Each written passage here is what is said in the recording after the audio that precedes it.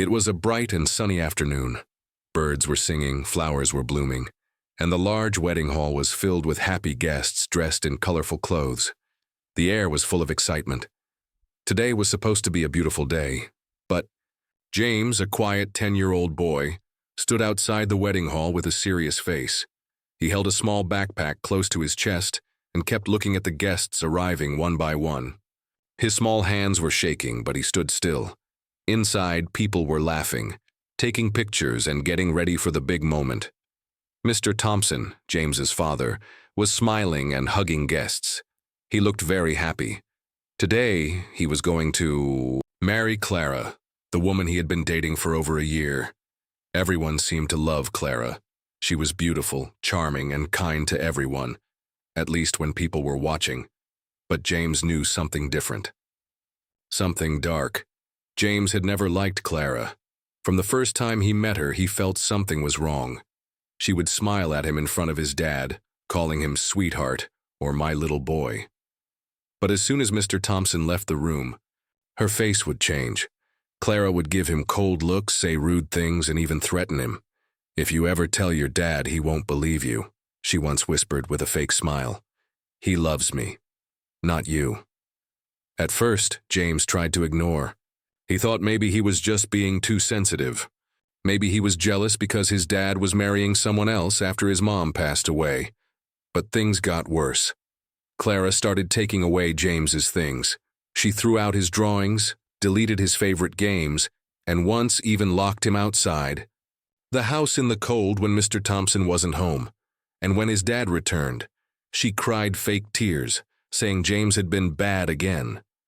James told his dad many times that Clara wasn't nice to him. But Mr. Thompson didn't believe him. "James, I know it's hard for you," he said gently. "But Clara is trying. You have to give her a chance. Maybe you're just missing your mom." James wanted to scream, but he didn't. No one listened. Not his dad, not his teachers, not even his grandma. So James decided to find proof, and now he had it. Inside his backpack, he carried something important: his tablet, a USB stick, and a few printed photos. These were things he had collected over the last few weeks. They were enough to prove Clara was hiding something. Something very bad. James didn't know everything, but he had heard her talking on the phone late one night. She thought he was asleep, but he wasn't. "She doesn't know I heard," James thought. That night, Clara had said something scary. She talked about money, about getting everything after the wedding, and said, "He has no idea who I really am." James recorded that call. He also found old photos of Clara on the internet under different names, and even news stories about missing men who used to be married to women that looked just like her. He couldn't believe it at first, but the more he looked, the more he found. And now, James knew, his dad was in danger. The music from the hall grew louder. Guests were being called inside. The wedding was about to start. James looked up at the large building. His heart was racing. His eyes felt hot, but he didn't cry. Not now. "This is my only chance," he whispered to himself. He walked slowly toward the entrance. A man at the door smiled and let him in. "Go sit up front, buddy. Family sits in the front row." James nodded but didn't speak. He found a seat close to the aisle where he could see everything. The priest was getting ready. The guests were smiling. The bridesmaids stood in a line, and then the music changed. Everyone stood up.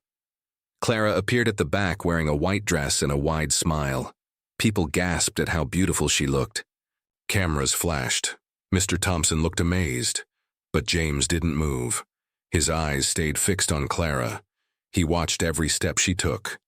And as she came closer, James felt the weight of the tablet in his bag, the recording, the photos, the truth. His hands were sweating now. He knew he only had one chance when the priest would ask, "Does anyone here have any reason why these two should not be married?" That was when he would speak. That was when he would show everyone who Clara really was. James took a deep breath. He looked at his dad, so happy, so blind, and then he whispered to himself, so quietly no one else could hear, "I'm sorry, Dad, but I have to stop this before it's too late." The music slowed down. As Clara reached the front of the aisle, her white dress sparkled under the golden lights. She stood beside Mr. Thompson and gave him a warm smile. He smiled back, holding her hand gently. The guests sat down again. The wedding hall was silent, filled with love and expectation. Everyone's eyes were on the couple. Everyone, except James. James was sitting in the front row, holding his small backpack tightly on his lap. His heart was beating fast, like a drum in his chest. Sweat ran down his back and his fingers shook slightly. The priest cleared his throat and opened the book. "We are gathered here today," he began, "to join this man and this woman in holy matrimony." His voice echoed gently through the room, but James barely heard the words. His eyes moved between Clara and his dad. They looked so happy standing there. But James knew the truth, and he couldn't stay quiet. The priest continued for a few minutes, talking about love and trust and commitment. James kept checking his backpack. The tablet was inside. The USB stick. The printed photos. He had everything ready. Then, the priest looked up. "And now," he said, looking across the room, "before we continue, if anyone here has a reason why these two should not be joined in marriage, speak now, or forever hold your peace." The hall was quiet. All eyes looked around, and then a small voice broke the silence. "I do." Gasps filled the room. People turned to look.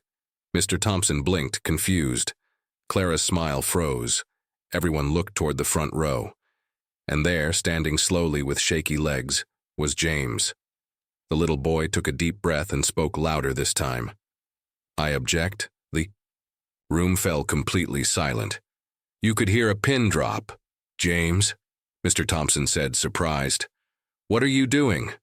Clara gave a nervous laugh. "Oh, honey, sit down. This isn't a game." But James didn't sit. He unzipped his backpack and pulled out the tablet. Then he looked straight at his dad. "I'm sorry, Dad," he said, "but you need to know the truth. She's not who she says she is." Whispers began to rise among the guests. Clara's smile disappeared. She stepped forward. "James, stop it right now." But James turned the tablet toward the screen behind. "The stage. I have proof," he said. "Please, someone play this." One of the tech staff hesitated but stepped forward. "Sir, should I play it?" he asked Mr. Thompson. Mr. Thompson looked shocked. He glanced at Clara, who looked pale now. Her hands were clenched tight. Her eyes didn't look kind anymore. "Go ahead," Mr. Thompson said finally. The tech guy plugged the tablet into the projector. The screen lit up. A video file was clicked, and then the sound of Clara's voice filled the room. It was a recording. Her voice was calm but cold. "Yes, he has no idea. After the wedding, everything will be mine. His money, his house, everything. He's just another fool." People gasped. Again, heads turned. Mr. Thompson stepped back, shocked. What is this?" There was more. The video showed Clara talking to someone on the phone, talking about fake names, about doing this before, about disappearing after getting what she wanted. Clara's face turned red, then pale. "That's not real," she shouted. "He's lying, it's fake." But James was ready. He took out the printed photos. "I found these online," he said. "She used different names. She married other men. They all disappeared." James walked up to his dad and handed him the pictures. The guests were whispering, taking videos now with their phones. Clara's face twisted in anger. "Give me that," she yelled, trying to snatch the photos. "Don't touch him," Mr. Thompson shouted, stepping in front of his son. And then Clara ran. She pushed through the guests and made a dash toward the exit. "Stop her!" Someone yelled. One of the guests, an off-duty police officer, jumped up and blocked the door. Clara turned, but two more people grabbed her arms. "Let go of me. He's lying. I didn't do anything." Mr. Thompson slowly walked over and looked Clara in the eyes. "Is it true?" he asked quietly. Clara's face was filled with panic. She opened her mouth to lie, but said nothing. Mr. Thompson took out his phone and pressed a number. "This is Tom Thompson. I need police at Rose Garden Hall. I think my fiancée is a criminal. James stood still, breathing hard. The room buzzed with shock. The truth was out. But this was just the beginning. The wedding hall was no longer filled with joy. Clara had been taken away by 2 officers who arrived minutes after Mr. Thompson's call. The guests sat in shocked silence. Some still whispered. Others had left, unable to believe what they had witnessed.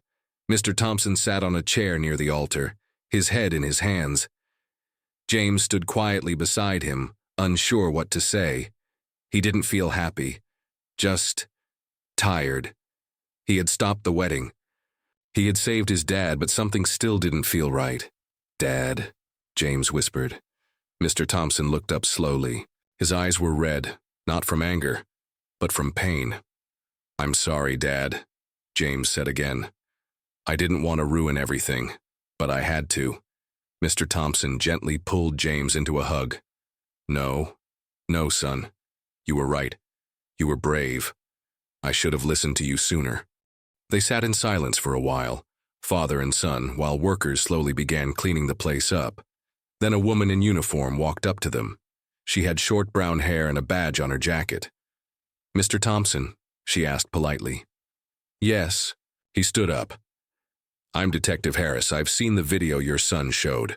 Our team is digging into Clara's background now, but we found something strange." "What do you mean?" Mr. Thompson asked. She looked at James. "Mind if we talk alone for a moment?" James looked at his dad.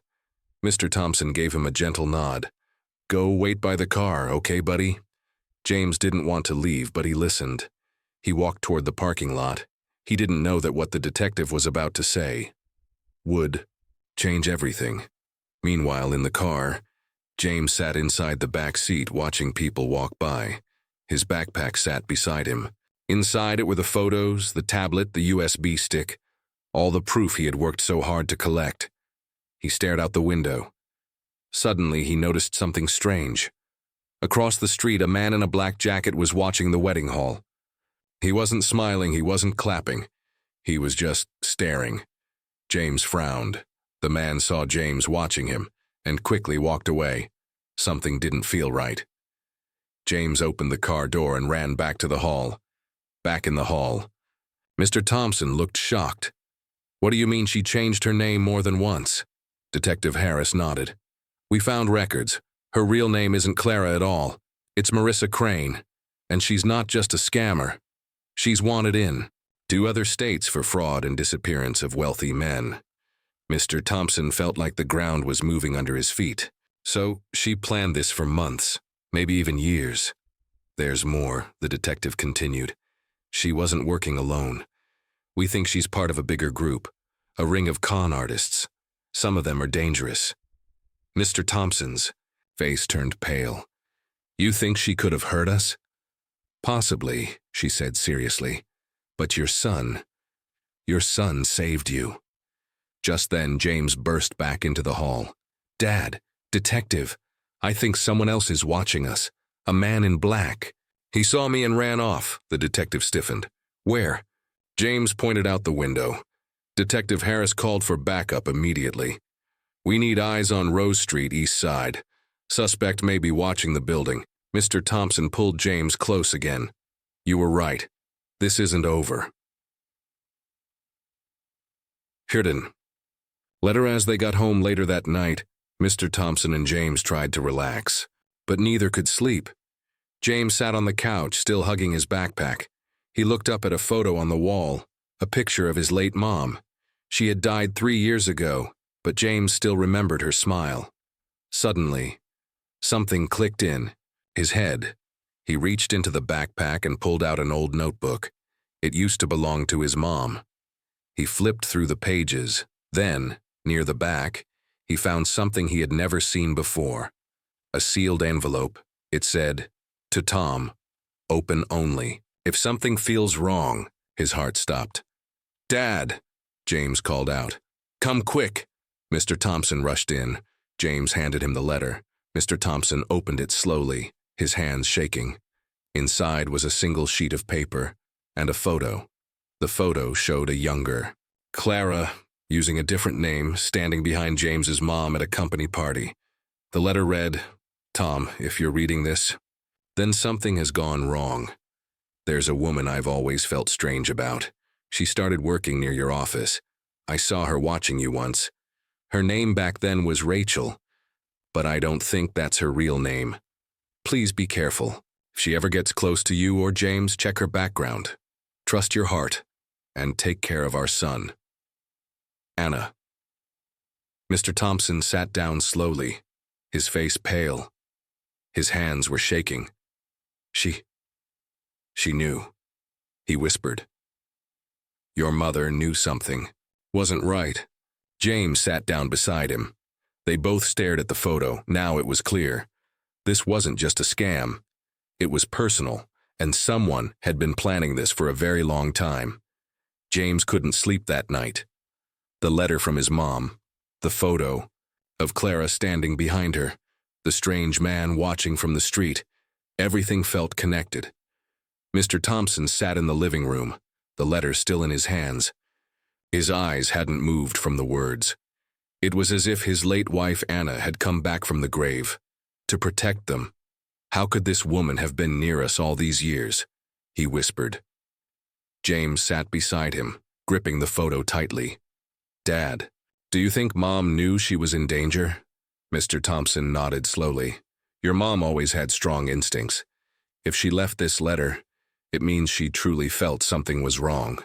James frowned. "But why didn't she tell you more?" "I think she tried," Mr. Thompson said softly. "Maybe I was too busy, maybe I didn't want to believe it." The silence between them was heavy, but the mystery was just beginning, digging deeper. The next morning they drove to the local police station. Detective Harris was already there, sitting at her desk, reading from a folder. When she saw James and Mr. Thompson, she stood up quickly. "You two should see this," she said, leading them into a private room. On the table were papers, photos, and a file marked Crane, Marissa, aliases, Rachel, Clara, Lisa.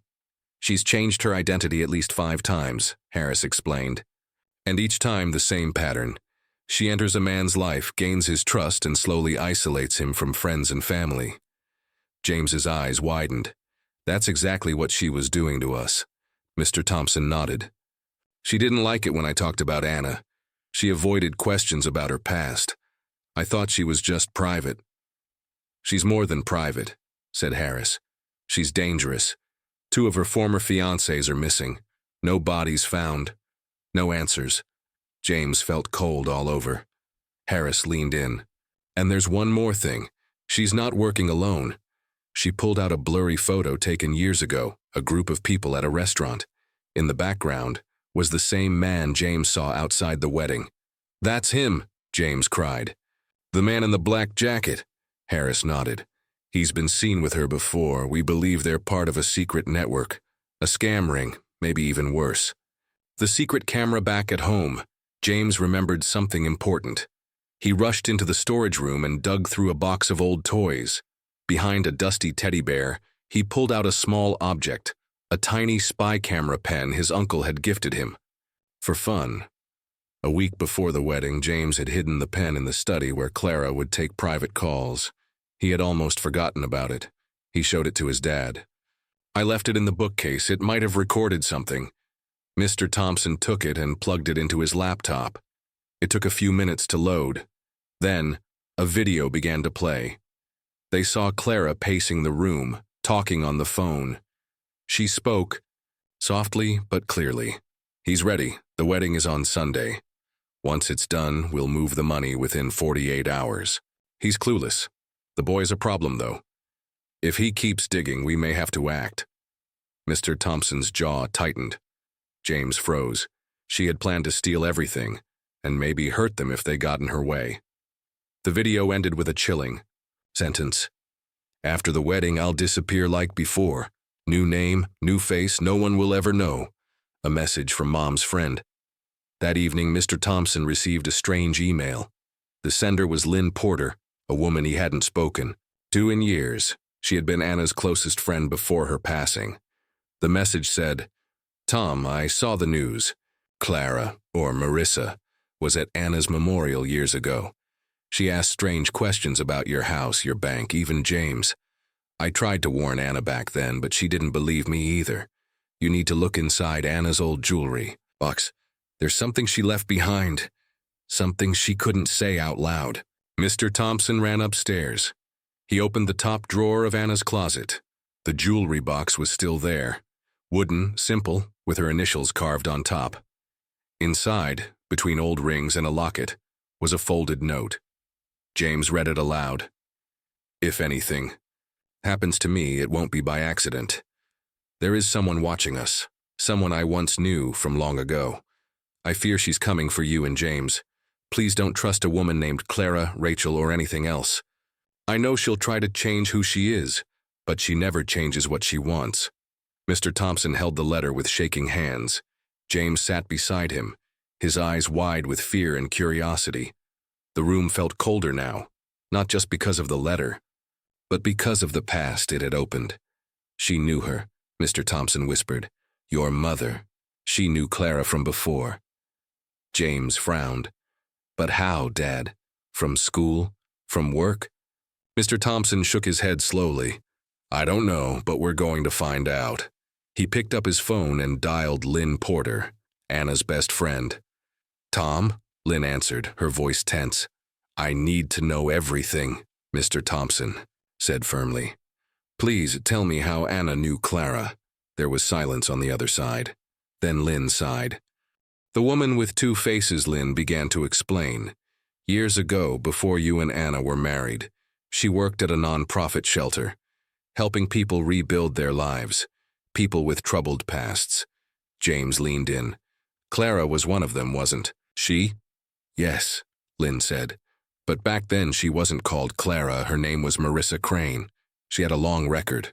Fraud, identity theft, even poisoning a man who caught her lying. Mr. Thompson's eyes widened. Anna gave her a second chance. She got her a job, helped her get clean. They even shared an apartment for a short time. Lynn's voice lowered. But something went wrong. Money went missing. Personal items. One night, Anna woke up and found Marissa standing over her bed, just watching. James's mouth dropped open. That's creepy. Anna reported her, Lynn said. Marissa disappeared. After that, but Anna always believed she would come back. The hidden file. After the call, Mr. Thompson went to the attic. He searched through Anna's old files, looking for anything she might have saved from those days. At the bottom of a dusty box, he found it, a red folder marked Private, Marissa. Inside were police reports, newspaper clippings, and a restraining order. One article was titled, Woman Vanishes After Shelter Theft, Second Time in 2 Years. Another read, Victim Claims Friend Tried to Poison Her Tea.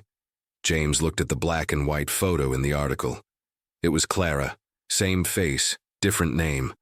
She was watching us even before you met her again, wasn't she? James asked. Mr. Thompson nodded slowly. She planned this for years. The trap is set. Detective Harris came to their house that night after they shared the spy camera video and the folder. This is enough to arrest her, she said. But we need to catch her trying to act. We need her caught in the middle of her plan.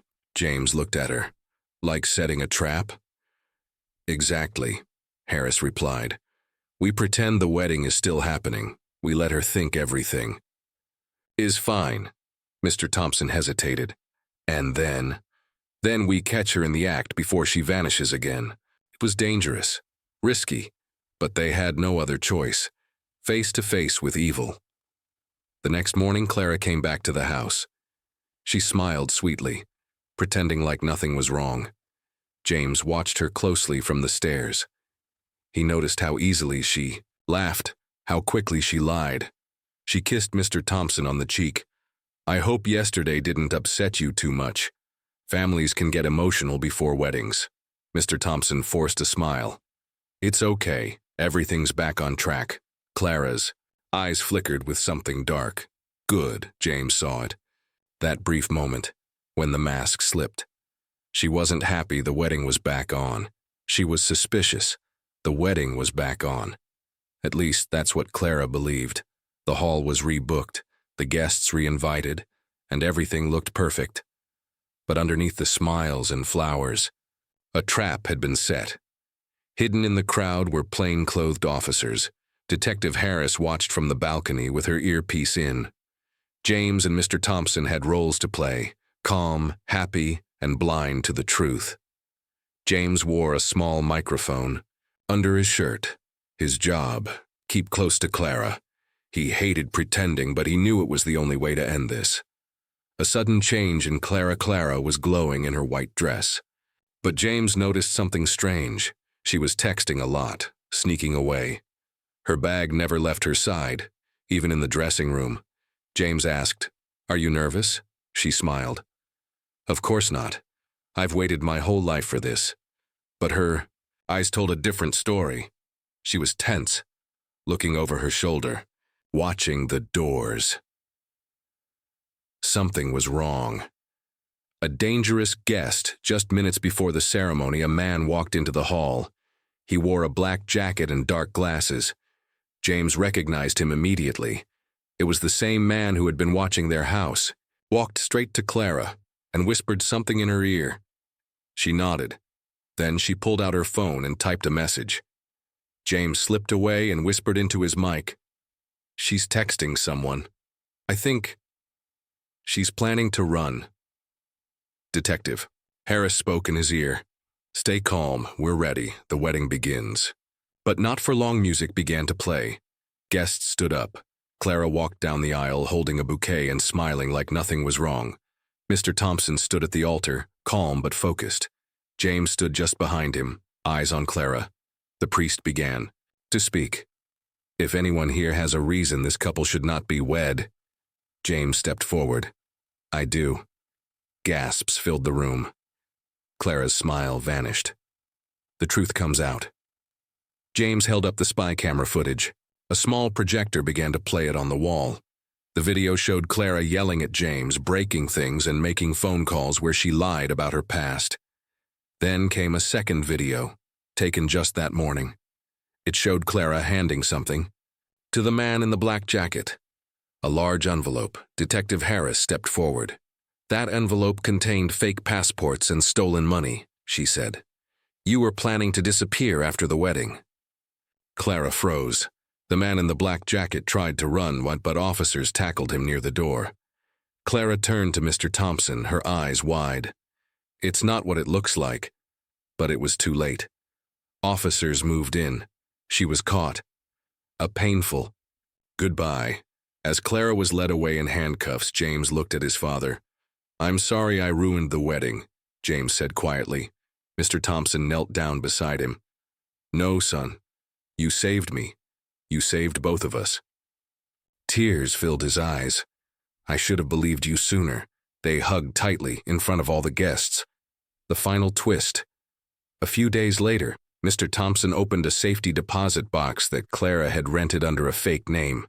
Inside were dozens of IDs, credit cards, and pictures of other men, all marked with red X's.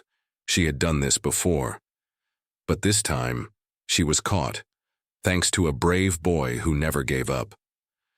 A week after the wedding disaster, things were quiet, too quiet.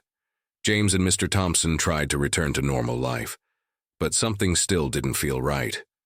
Detective Harris called one morning. "There's something you both need to see," she said. They arrived at the station, where a new file had been opened, and inside was a shocking photo. The hidden past Clara wasn't just a scam artist. She had once been married to a man who had gone missing. Police had closed the case years ago, calling it a disappearance. But now, with Clara's arrest, new evidence had surfaced. Buried under one of her fake names was a secret bank account and a journal. A journal filled with strange entries. One caught James's eye. "If this one doesn't work, I'll try again. But this time, the boy must not get in the way." James shivered. She had planned this all along. The fake friend, but that wasn't all. Detective Harris slid another photo across the table. It was the man in the black jacket. "His real name is Carl Watson," she said. "And he wasn't just helping Clara escape." She paused. "He's her brother. James's mouth dropped open.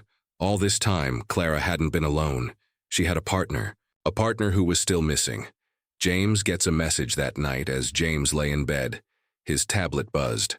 A new message appeared. No name. Just a video. He clicked it.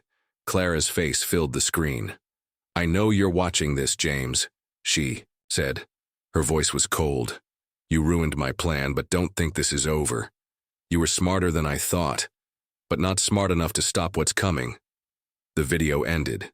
James sat up straight, heart pounding. A warning from the past, the yo. Next day, Mr. Thompson found a note taped to their car windshield. It read, "There are more like her. Be careful who you trust." It wasn't signed, but written in the corner was a red X. The same red X Clara used to mark her old victims. A promise. Made Mr. Thompson and James sat on the porch that evening, thinking quietly. "Do you think she'll come back?" James asked. Mr. Thompson looked out at the road. "If she does," he said, "we'll be ready." James nodded. He wasn't scared anymore. He had faced evil, and won. Final scene, HFY uplifting ending. James picked up his mom's old necklace and placed it around his neck. "For Mom," he whispered. Then he looked up at the stars. "Wherever you are, Mom, I kept us safe." And for the first time in weeks he smiled, because heroes don't always wear capes. Sometimes they wear tiny microphones and tell the truth.